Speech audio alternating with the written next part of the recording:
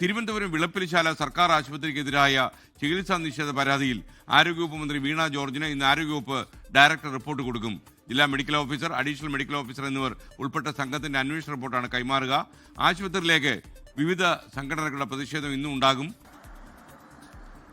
എസ്കെൻ വിളപ്പിൽശാലയിലെ ചികിത്സ വൈകിയതുമായി ബന്ധപ്പെട്ട് രോഗി മരിച്ച സംഭവത്തിലാണ് ഇന്ന് ഇത് സംബന്ധിച്ചുള്ള റിപ്പോർട്ട് നൽകുന്നത്. അതായത് ആരോഗ്യമന്ത്രിക്ക് ആരോഗ്യ ഡയറക്ടറാണ് റിപ്പോർട്ട് സമർപ്പിക്കുക. ഇതിനു മുമ്പ് DMOയിൽ നിന്നും അതുപോലെ തന്നെ മറ്റുള്ള ആരോഗ്യ വിഭാഗം DMOയിൽ നിന്നാണ് ആദ്യം, അതുപോലെ തന്നെ അഡീഷണൽ മെഡിക്കൽ ഓഫീസറിൽ നിന്നും റിപ്പോർട്ട് ആവശ്യപ്പെട്ടിരുന്നു. ഈ റിപ്പോർട്ടാണ് ആരോഗ്യ ഡയറക്ടർക്ക് കഴിഞ്ഞ ദിവസം കൊടുത്തത്.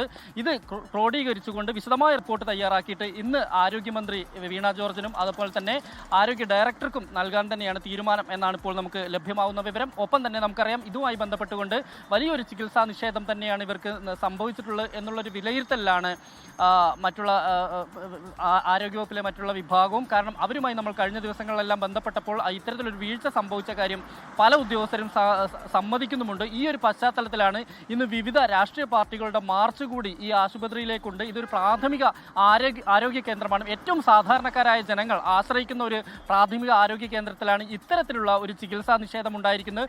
ഇത്തരത്തിലുള്ള മെഡിക്കൽ നെഗ്ലിജൻസ് വർദ്ധിച്ചു വരുന്ന ഒരു സാഹചര്യത്തിൽ അടിയന്തരമായ ഒരു നടപടിയിലേക്ക് പോകാൻ തന്നെയായിരിക്കും ആരോഗ്യവകുപ്പിന്റെ തീരുമാനം.